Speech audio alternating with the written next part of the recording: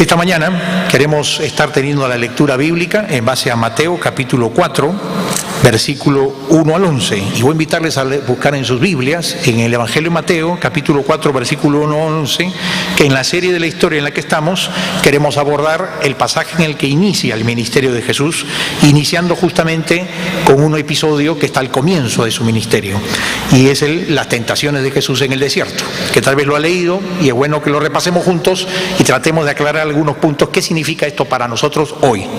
Mateo 4, 1 al 11, dice así: Entonces Jesús fue llevado por el Espíritu al desierto para ser tentado por el diablo. Y después de haber ayunado 40 días y 40 noches, tuvo hambre.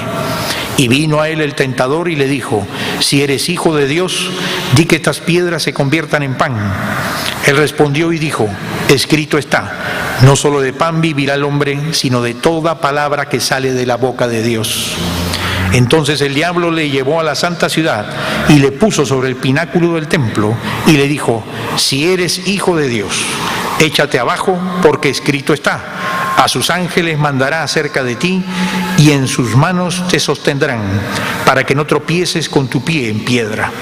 Jesús le dijo: Escrito está también: no tentarás al Señor tu Dios. Otra vez le llevó el diablo a un monte muy alto y le mostró todos los reinos del mundo y la gloria de ellos. Y le dijo: Todo esto te daré si postrado me adorares. Entonces Jesús le dijo: Vete, Satanás, porque escrito está: al Señor tu Dios adorarás y a Él solo servirás. Y el diablo entonces le dejó, y he aquí vinieron ángeles y le servían. ¿Qué porción de la palabra? Interesante para entenderla bien. Y hay tres cosas que nos ayudan a entender bien este pasaje, creo que necesitamos aclarar previamente. En primer lugar, que la tentación, ¿qué significa? La tentación significa prueba y seducción. La tentación siempre es un tiempo de prueba. Ahora, no olvidemos que en la Biblia, en el Nuevo Testamento, prueba y tentación, que generalmente nosotros lo usamos de manera diferenciada, diciendo generalmente que una prueba es una dificultad, un problema, una circunstancia adversa que tenemos que enfrentar, y a veces distinguimos tentación como un asunto en el cual directamente está en juego algo que es bueno o malo. Pero en realidad en la Biblia no existe esa diferencia. En la Biblia el término que se utiliza tanto para prueba como para tentación, particularmente en los Evangelios y en Santiago, es la misma palabra que tiene simplemente dos acepciones distintas según el contexto en el que se utiliza. Pero es la misma palabra. Quiere decir que toda prueba es una tentación y cada tentación es una prueba. Y no es así además. No es además algo que puede ser un problema, una adversidad, una necesidad material, que nada tiene que ver con lo bueno y lo malo, no se constituye a la vez en sí esa prueba, en una tentación en la cual tú tienes que decidir si confías en el Señor o no. Así que en realidad toda prueba o tentación es una forma en la cual Dios nos enfrenta con nosotros mismos, en primer lugar, para que nos conozcamos a nosotros mismos, te conozcas a ti mismo y puedas ver el lado oculto de tu corazón que tú no logras ver, pero que Dios sí. Y por lo tanto Él quiere sacar a luz esa debilidad que hay en el corazón tuyo, para que reconociendo y exponiendo tu debilidad la lleves al Señor y el Señor te haga como Él quiere que tú seas. Así que este término tentación hay que entenderlo en ese sentido. En segundo lugar, las tentaciones de Jesús se dieron después de su bautismo. Después de su bautismo significa que Él fue bautizado en el río Jordán. Recuerdan ustedes ahí en Mateo capítulo 3, el Espíritu Santo se manifiesta sobre Jesús, ¿se acuerdan? En forma de paloma, vino sobre la cabeza de Jesucristo en el río Jordán, y viene la voz del cielo que dice: Este es mi Hijo amado en el cual encuentro mi contentamiento. Este es mi Hijo amado en el cual tengo contentamiento. E inmediatamente después de esa gloriosa manifestación de confirmación del cielo de que este hombre bautizado por Juan el Bautista era nada menos que el mismo Hijo de Dios encarnado, el Señor lo guía al desierto y enfrenta las tentaciones del diablo. Y yo creo que aquí hay otra verdad escondida, y es que después de cada bendición, después de cada resolución que tomemos en nuestra vida, después de cada evento glorioso, después de cada momento en el que te encuentras tú con Dios, te renuevas en la fe, tomas decisiones renovadas de consagrarte, de obedecer al Señor, y ahora sí voy a seguir, le voy a poner prioridades, etcétera, el diablo, el primerito que te va a salir al frente y te va a tratar de echar agua helada sobre los carbones que ha puesto en tu corazón para apagarlos inmediatamente. El diablo va a tratar de quitarte la bendición. El diablo va a tratar de robarnos las decisiones que hemos tomado a solas con Dios. Y el diablo que te conoce va a utilizar las viejas estratagemas que siempre utilizó contigo y que le funcionaron. Y va a tratar otra vez de ponerte una zancadilla y tratar de hacerte creer que no puedes vencer las tentaciones.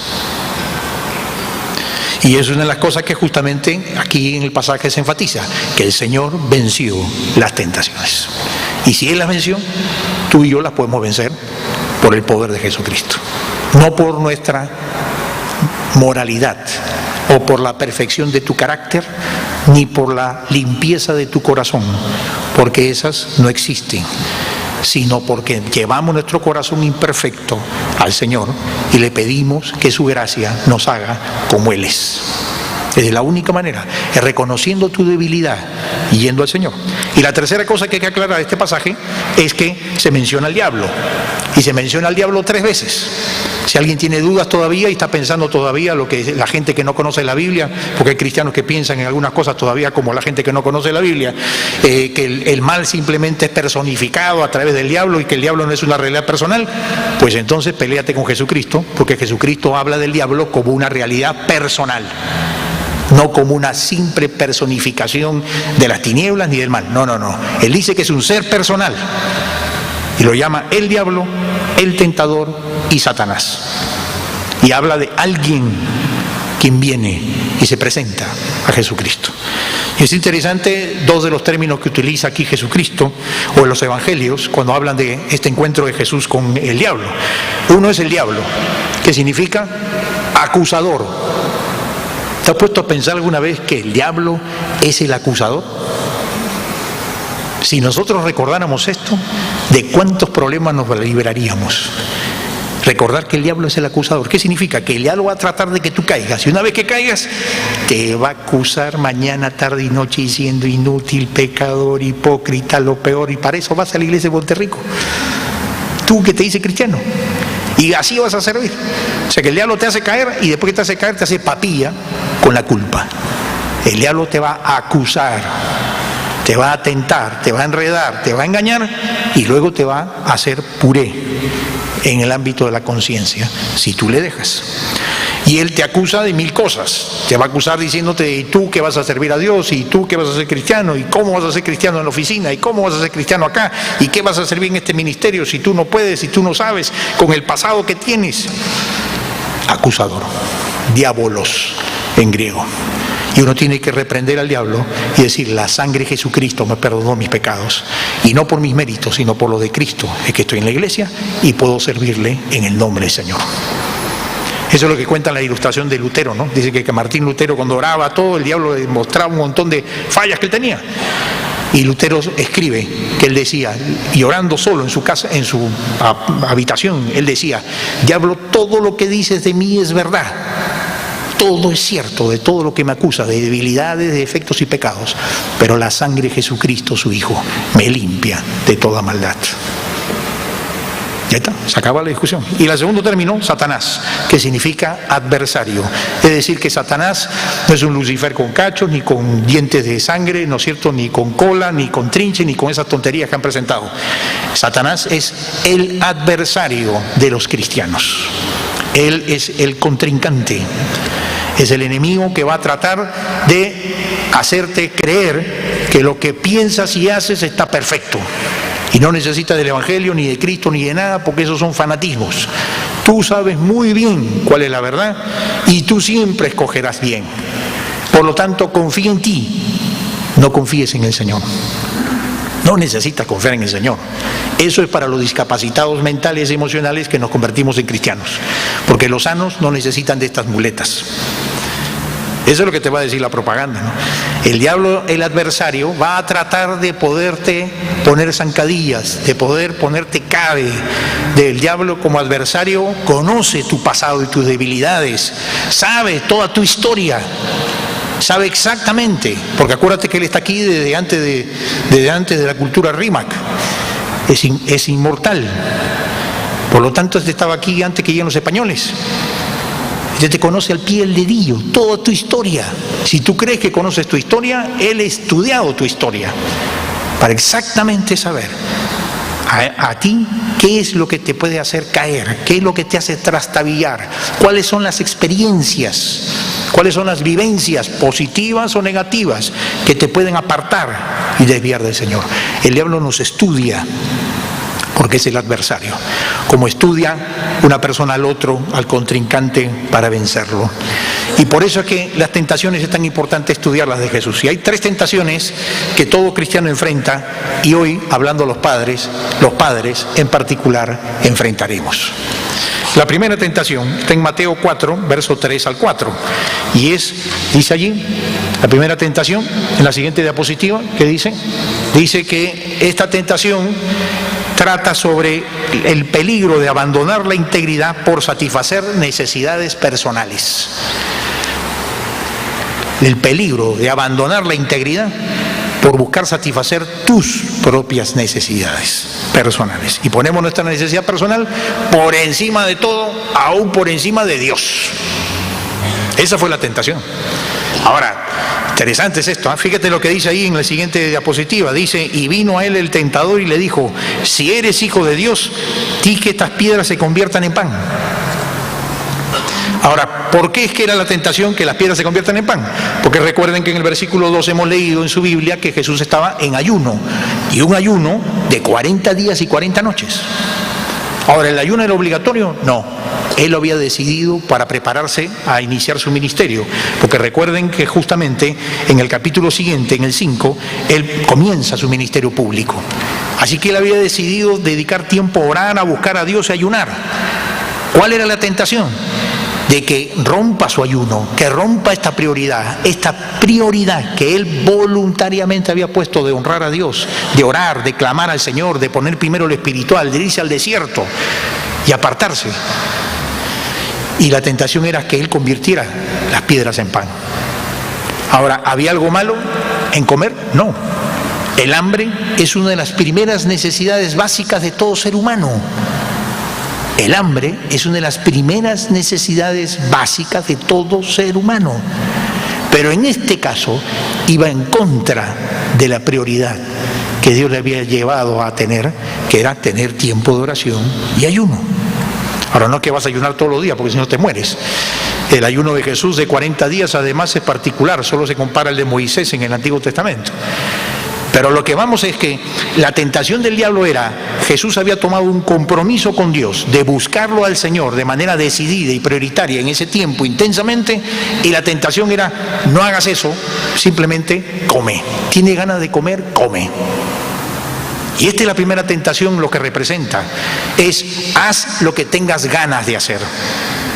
Esta primera tentación representa en realidad lo que es la filosofía de este mundo. Es lo que te venga en ganas hacer, hazlo. Punto.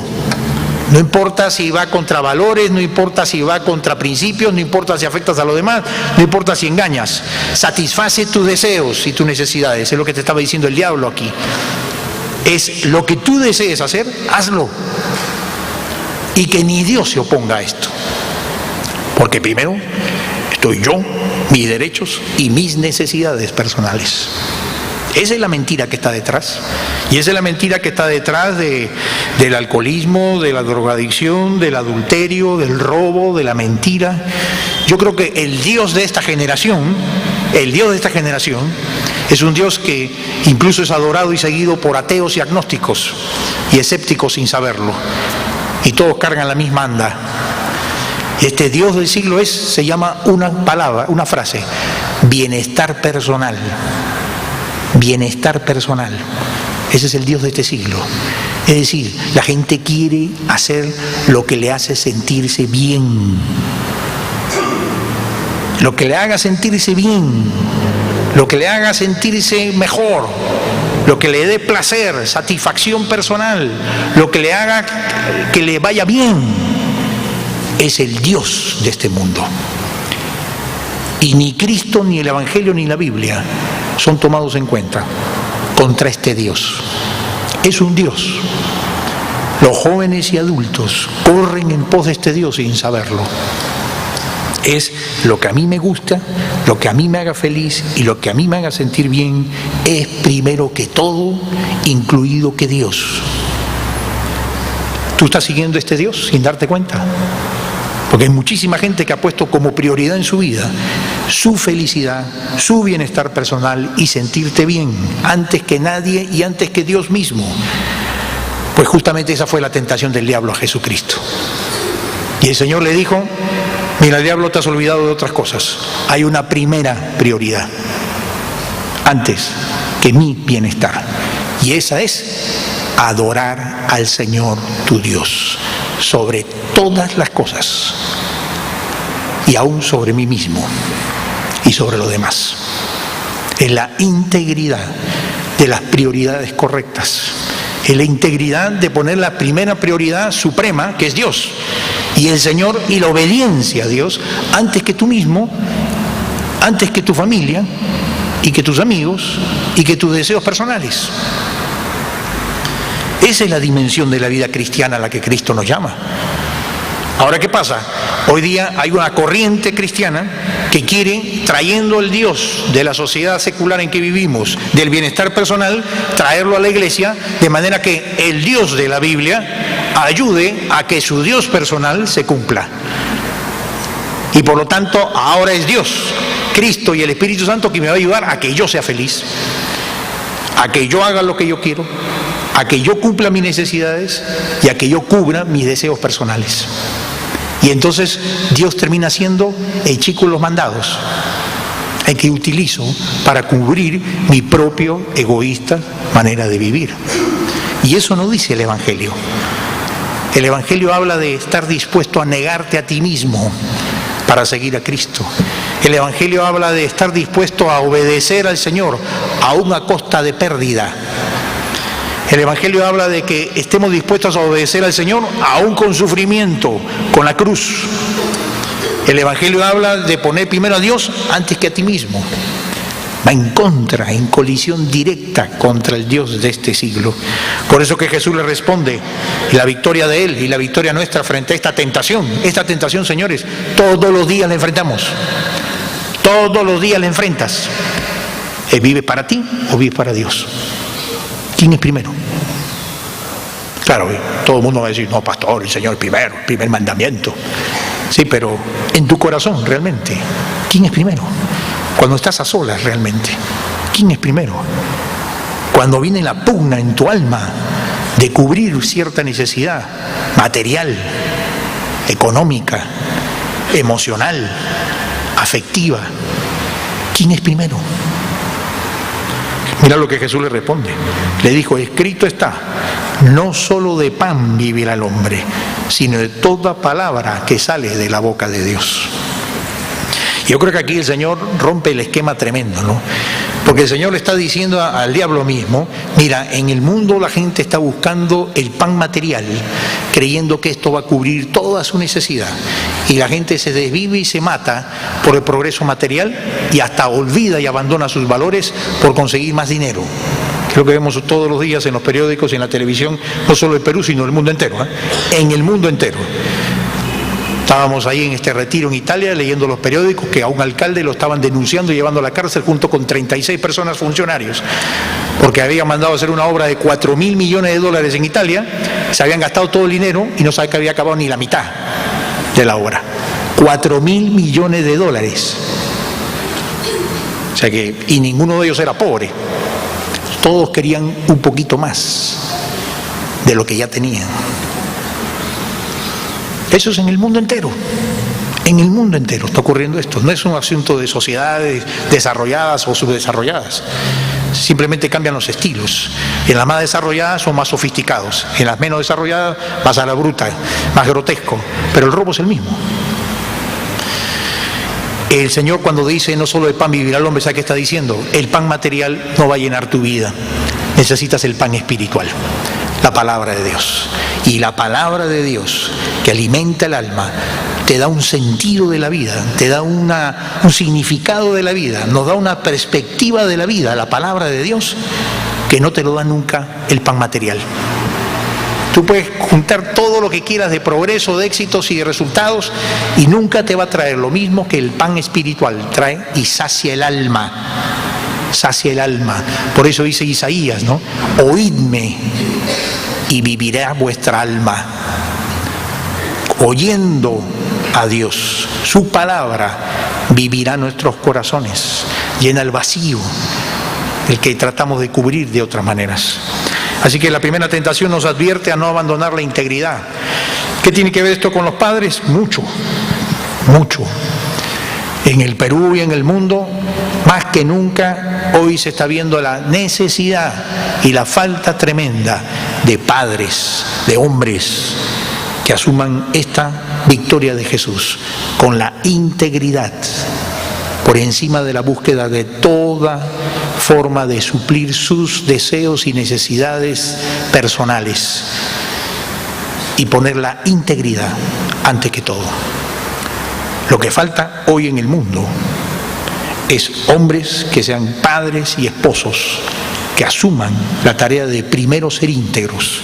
Es el padre que ama a los hijos, es el esposo que se mantiene fiel a la esposa por toda su vida. Es el padre que es modelo a los hijos de integridad. Y los hijos pueden decir, mi padre está medio loco, ¿no es cierto? Comete errores, se equivoca muchas cosas, tiene defectos, ¿quién no lo tiene? Comete pecado alguna vez, pero es una persona que busca la integridad en su vida. Sabe pedir perdón a Dios y a quienes ofende. Y es una persona íntegra. Y yo creo que hoy día hemos perdido un enorme valor. Hoy se mide la gente por la casa, el barrio en donde vive, el currículum y el puesto profesional que alcanza en su vida. ¿Y cuánta de esta gente vive una vida absolutamente desgraciada, triste, vacía, en conflicto? Y no estamos valorando al hombre por su integridad. Necesitamos hombres íntegros, padres íntegros, esposos que sean íntegros como cabeza de hogar. Y a los jóvenes hay que darles el desafío que se preparen a ser hombres íntegros, que sean de estabilidad, que le den seguridad y que le den honor a su familia, porque supieron guardarse en integridad. No perfectos, porque no hay nadie perfecto, pero que buscan la integridad. Se necesitan hombres íntegros, padres íntegros, para que los hijos tengan modelos, ejemplos que seguir. La segunda tentación es la que está en Mateo 4, 5 al 7.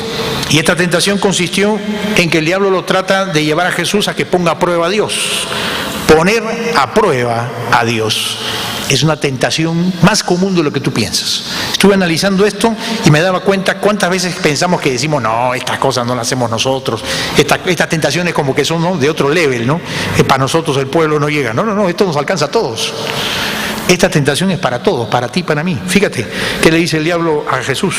Y le dijo, si eres hijo de Dios, échate abajo, porque escrito está, a sus ángeles mandará cerca de ti y en sus manos te sostendrán, para que no tropieces con tu pie en piedra. Interesante que la segunda tentación del diablo a Jesús, ¿cuál es? Le dice, mira, ándate a la cima del pináculo del templo, a la parte más alta del templo de Jerusalén, y lánzate al abismo. Porque la palabra de Dios dice que el Señor a su ungido lo sostendrán los ángeles y no permitirá que caiga en tierra. Interesante que el diablo siempre utiliza versículos de la Biblia, ¿te has dado cuenta? Acá está utilizando versículos de la Biblia, ¿no? Está utilizando pasajes de la Escritura, no está usando libros de Nietzsche, no está usando libros de filosofía atea, está usando versículos de la Biblia. Ojo que el diablo conoce la Biblia más que tú y que yo juntos. Y va a tratar de usar pasajes de la Biblia en algún momento de crisis en que estamos, tratando de engañarnos y confundirnos sobre lo que realmente Dios quiere con nosotros. Y tú tendrás que estar atento a que el padre de la mentira y del engaño no te engañe usando versículos, pero usando mal los versículos. como en este caso. En este caso le está mencionando un salmo, pero se olvida de mencionar este otro salmo, por ejemplo. El Salmo 19:13 se olvida el diablo de mencionar, en el cual el Señor advierte que los que creen en Dios no deben caer en la actitud temeraria, en la actitud de vanagloria, de poner en riesgo su vida física para tratar de ver que después Dios lo cuide, ¿no? Es como el tipo este que salió en la noticia que un zoológico en Ucrania se metió una jaula de leones diciendo que Dios lo iba a salvar, si Dios existía lo iba a salvar. Y por supuesto, lo que salvaron de él fue muy poco, ¿no es cierto? Sacaron lo que pudieron, que no almorzaron los leones. ¿Y esto qué significa? ¿Que Dios no existe? No, significa que su teología y su creencia en Dios es equivocada. Dice el Salmo 19:13, preserva también a tu siervo de las soberbias, que no se enseñoreen de mí, entonces seré íntegro y estaré limpio de gran rebelión. ¿Qué dice allí? Preserva a tu siervo de soberbias, el orgullo espiritual que busca grandes milagros. Ahora, Dios hace milagros, pero cuando los busca los milagros por capricho, por exhibicionismo personal, por la espectacularidad con la que tú quieres que Dios se manifieste con tu vida, ahí hay problemas. Por eso que el Señor le contesta diciendo, Jesús le dijo, escrito está también, no tentarás al Señor tu Dios. No tentarás al Señor tu Dios. Y sabes, tentar al Señor es todo un tema, tentar a Dios en la Biblia. La Biblia dice, este pasaje que saca Jesús es de Deuteronomio, está hablando de Israel. ¿Y qué significa tentar a Dios? Es cuando tú estás en una crisis, estás en un momento difícil, sientes que la situación está mal, está yendo en peor, y entonces en tu desesperación vas donde Dios y dices, Dios, si tú existes, haz tal cosa entonces. Si tú existes, esa es la prueba, lo pones a prueba a Dios. Y le dices, si existes Dios, vas a hacer tal cosa. Para que crea yo en ti, tienes que hacer tal cosa. Y entonces terminamos nosotros poniendo la prueba a Dios.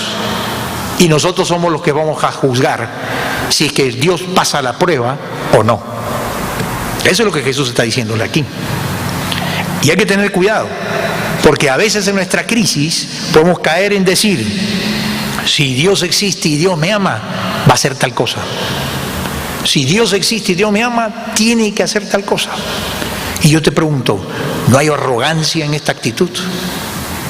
¿No es que la palabra nos ha enseñado que cuando tengas una necesidad, vayas tú al Señor y con humildad le digas, Padre que estás en los cielos, danos el pan de cada día, pedid y recibiréis, ¿no enseñó el Señor? El Señor ha enseñado a darnos humildad y fe y perseverancia y aceptar un sí como aceptar un no. Porque Dios me ha contestado oraciones tremendas en mi vida personal, igual que a ti. Pero también ha habido oraciones que Dios nunca me ha contestado, ni me contestará seguramente. ¿Y eso significa que entonces Dios no es poderoso, no es fiel, no me ama o no responde oraciones? No, significa que Dios sigue siendo Dios.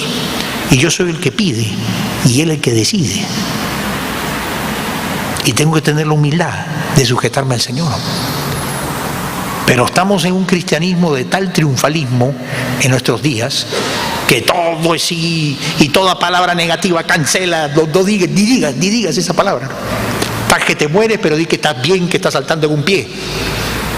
Y hemos caído en una forma de subjetivismo de la religión y de la fe en la cual prácticamente pretendemos que nuestros estados de ánimo y nuestras necesidades gobiernen a Dios en lugar que Dios gobierne sobre nuestras necesidades y estados de ánimo. Y hemos volteado la película. Y entonces es un cristianismo al final que se vuelve un cristianismo inútil, porque lo manejo yo y lo manejas tú. Pero no estamos dejando que Dios maneja y guíe nuestras vidas. Y de un Dios así títere, de un Dios de juguete, de madera, así te vas a cansar tú y cualquiera. Pero ¿qué tal si en lugar de probarlo a Dios, lo reconoces a Dios como Él es? Dios soberano, omnipotente, Señor de señores y Rey de reyes. Y que Él dispone y Él decide. Y decide lo mejor para nuestras vidas. Y entonces significa que tenemos que confiar en el Señor. Y eso es lo que nos cuesta. Está en la médula del tema. El tema es que tenemos que aprender a confiar en el Señor. Y nosotros confiamos en el Señor como un paso así primero, ¿no? ¿Será que Dios me responde? Y ya, no, y voy a confiar, pero no mucho, ¿no? Y Dios quiere que confiemos entregando nuestra vida completamente a Dios. ¿Estás confiando en Dios realmente? ¿O estás probando a Dios? ¿Estás entregándole tu vida a Dios? ¿O estás tentando al Señor? Porque la palabra de Dios nos dice que cuando entramos a tentar al Señor, entramos en la soberbia y en la arrogancia de que para que yo me mueva y tenga que actuar y obedecer a Dios, Dios primero me tiene que demostrar a mí con algo espectacular, o con alguna señal, o con alguna emoción, o haciendo algo en mi vida, para que me convenza a Dios recién de que Él merece que yo le siga y le obedezca. Y te pregunto yo, ¿no estaríamos en ese caso cuando tentamos a Dios haciendo lo mismo que fue el pecado de Israel? Que después de haber visto que el mar rojo se abrió, que el maná cayó del cielo, que el agua salía de la roca, que la nube los protegía del sol y la columna de fuego del frío en la noche, y habían visto milagros de misericordia, de amor y de poder de Dios en su vida, sin embargo todavía estaban probando a Dios. Y te pregunto, ¿no has visto la misericordia de Dios en tu vida ya lo suficiente? ¿No te ha quebrantado el amor de Dios perdonándote tus pecados tantas veces? ¿No te ha mostrado Dios el control que Él tiene sobre tu vida y el cuidado que Él tiene sobre los tuyos? Para que tientes a Dios cuando estás en crisis. La actitud nuestra debe ser decirle no a la tentación al Señor nuestro Dios. No tentarás al Señor tu Dios. Y humillarnos delante de Dios y confiar al Señor. Como dice la palabra, bienaventurado el varón que confía en el Señor. El que confía en Dios. Tienes que confiar en Dios y dejar que Él guíe tu vida. Y la tercera tentación y última, con la que cierra el diablo este juego de trilogía con la que él trata de tentar al Hijo de Dios, es la que se encuentra en Mateo 4 también, y es la tentación del poder y la gloria en lugar de la cruz. El Señor le dice, el diablo se acerca a Jesús y le dice, todo esto te daré si postrado me adorares. Este es el atrevimiento más grande del diablo ya, ¿no? Este ya está tratando de sacar un conejo del sombrero, ¿no? Este es como los payasos de circo, ¿no es cierto? El número final, ¿no? El mejor, ¿no? Y es interesante, fíjate, el poder que el diablo despliega frente al Hijo de Dios, porque si tú ves en Mateo 4:8, que es la siguiente diapositiva, vas a ver dos términos que de pronto leyéndolo, lo hemos leído, pero no nos hemos dado cuenta realmente lo que significa. Fíjate tú, dice, otra vez le llevó el diablo a un monte muy alto y le mostró todos los reinos del mundo y la gloria de ellos. ¿Te has dado cuenta tú de algo aquí que llama la atención? ¿Qué es? ¿Dónde estaba Jesús en ese momento siendo tentado por el diablo? En el desierto, afuera del desierto de Judea, cerca del río Jordán, donde se había bautizado días anteriores. ¿Y qué dice aquí el texto de la Escritura? Que le llevó el diablo a un monte muy alto. Ahora, con esto se han peleado los comentaristas sobre qué significa. Y los comentaristas serios de todos los tiempos señalan que lo que significa es lo que dice exactamente, aunque rompe nuestros conceptos. Y es que el diablo, Dios permitió que en la tentación suprema contra el Hijo del Hombre, el diablo lo transportara físicamente a un monte a Jesús. Porque una cosa es ser tentado y otra cosa es ceder a la tentación. Y que en el monte le mostró todos los reinos de la tierra. ¿Cómo le pudo mostrar todos los reinos de la tierra si en esa época no había DVD, ni YouTube, ni había películas, ni siquiera un VHS? ¿Cómo le mostró? Le digo, cierra los ojos, imagínate. No. La palabra griega le mostró es literal. Es le hizo ver.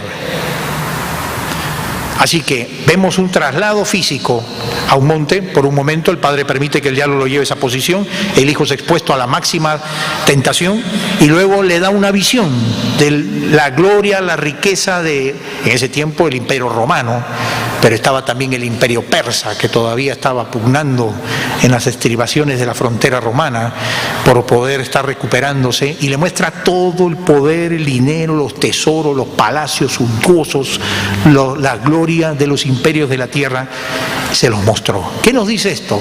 El diablo tiene poder para poder mostrarte, hacerte en tu mente percibir realidades y darle a tus sentimientos una manija, darle a tus sentimientos un influjo de experiencias tal que va a tratar de usar toda esa maquinaria que él tiene para tratar de que tú creas lo que él quiere que tú creas en el momento de crisis, cuando te encuentras bajo tentación.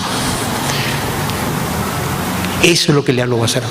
Así que tú tienes que ser consciente que tu mente, tus emociones y pensamientos y el uso de la escritura, todo puede ser orquestado por el diablo. ¿Cuál es tu única protección? La única protección es la respuesta que dio Jesús. La respuesta que Jesús dio fue: al Señor tu Dios adorarás y a Él solo servirás. ¿Cuál es la única respuesta en medio de la confusión cuando no sabes tú qué es qué y de quién es la voz? Es: Señor, a ti solo te quiero honrar. No quiero hacer lo que a mí me parece, no quiero hacer lo que a mí me gustaría, no quiero hacer lo que me dan ganas de hacer en este momento, quiero hacer lo que tú me digas. Entonces significa, uno, consagración de tu voluntad a la gloria de Dios y no a la tuya. Es decir, Señor, solo quiero hacer lo que te honre a ti. Primero, antes que a nadie, antes que a mí y a mi familia incluso. Lo que te honre a ti primero. Y luego te quedas quieto, porque una de las cosas del diablo es querer apresurarnos a tomar decisiones bajo pruebas y tensiones y crisis. Generalmente es como los temblores, ¿no? La gente dice que nadie tiene que moverse, en los temblores la gente está corriendo. Cuando tú dices nadie tiene que moverse, ya todos salieron. Es decir, nos movemos por los nervios, la gente se mueve por las emociones. Y el diablo sabe que nos movemos fácilmente por emociones. Entonces no te dejes mover por emociones. Aprende a no ser impulsivo, aprende a no reaccionar, aprende la primera reacción, retenerla y decir: un momentito, esto que voy a hacer, este impulso que tengo ganas de hacer, esta reacción que tengo yo en este momento, el impulso de tener, ¿esto honra al Señor o no honra al Señor? ¿Esto da gloria a Dios o no da gloria a Dios? ¿Esto realmente es lo que está de acuerdo a la palabra o me parece que está de acuerdo a la palabra? Y entonces voy a esperar, porque dice la palabra: estad quietos y conoced que yo soy Dios. Porque la prueba, Dios va a permitir que afloren cosas que ni tú conocías de tu propio corazón. ¿No te has dado cuenta tú que en la prueba y en la tentación te salen, ¿no es cierto?, todos los espíritus chocarreros que estaban en el desván más profundo de tu alma? Es decir, del corazón, tu propio corazón, tú no lo conoces. Tú no lo conoces. Y necesitas que en ese momento de prueba, cuando los rostros más desconocidos e imágenes más desconocidas o ajenas a ti salen de tu propio corazón, necesitas tú eso traerlo al Señor y decirle: Señor, estas cosas vienen de adentro de mi corazón y de mi mente, pero no creo que son tuyos. Quiero honrarte a ti. Dame la gracia de ser como tú quieres que yo sea en esta prueba, en esta circunstancia. Y vas a descubrir que el Espíritu Santo comienza a trabajar en ti. Comienza a darte guía, dirección certera. Esto no, esto sí, lo que debes hacer. 2, y comienza el Señor a trabajar en tu corazón, en tu mente y en tus emociones. Y comienza el Señor a amoldar, a cambiar la actitud de tu corazón.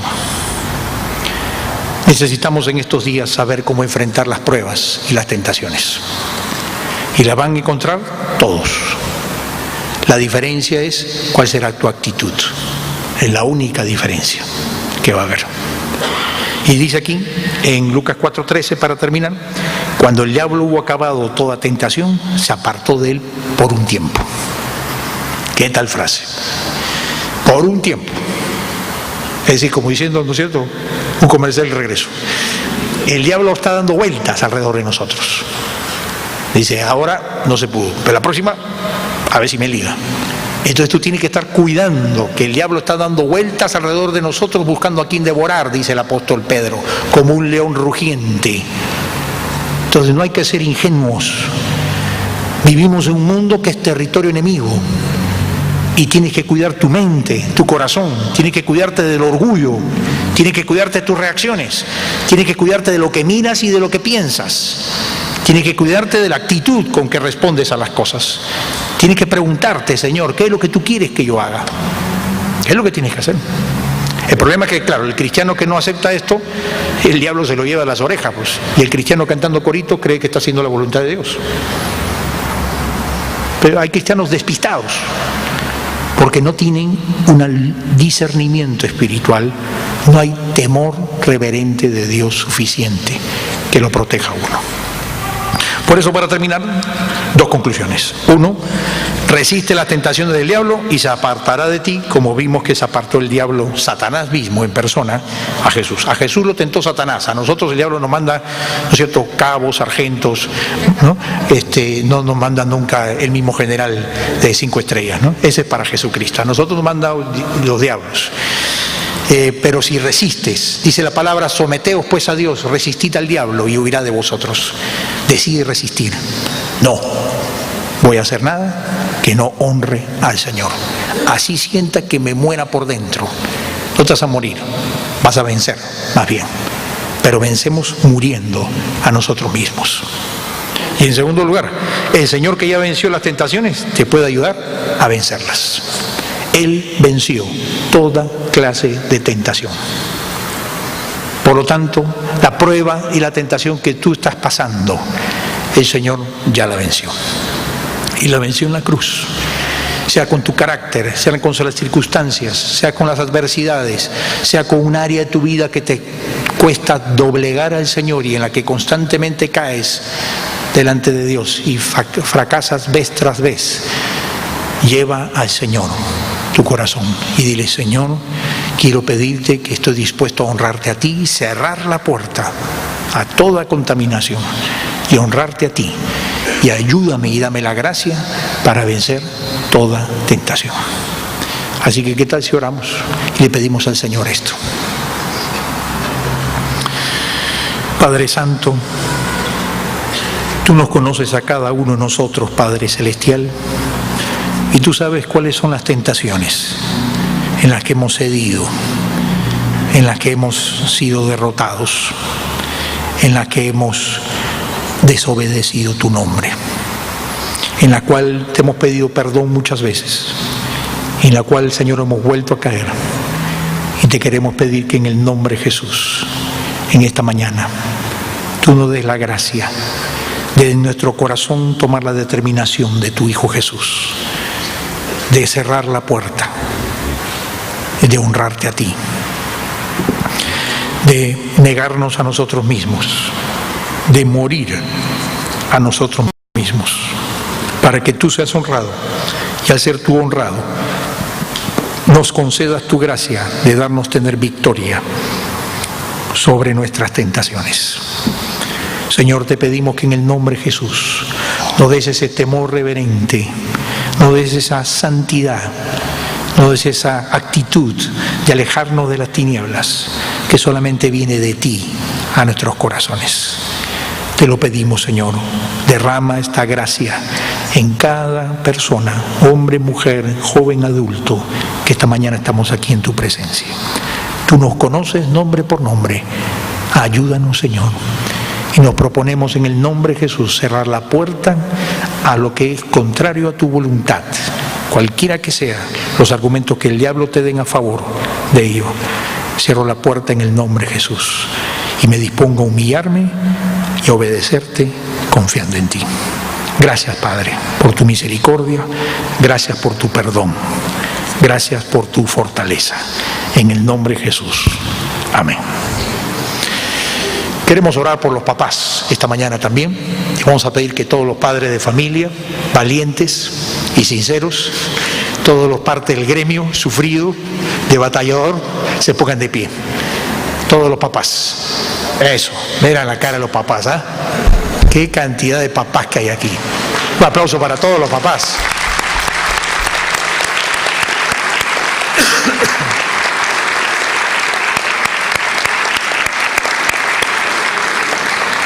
Es una linda tarea la que Dios nos ha encargado, reflejar el corazón del Padre Celestial, nada menos. Imagina tú que conoces algo del Padre Celestial, qué tremenda tarea, ¿no?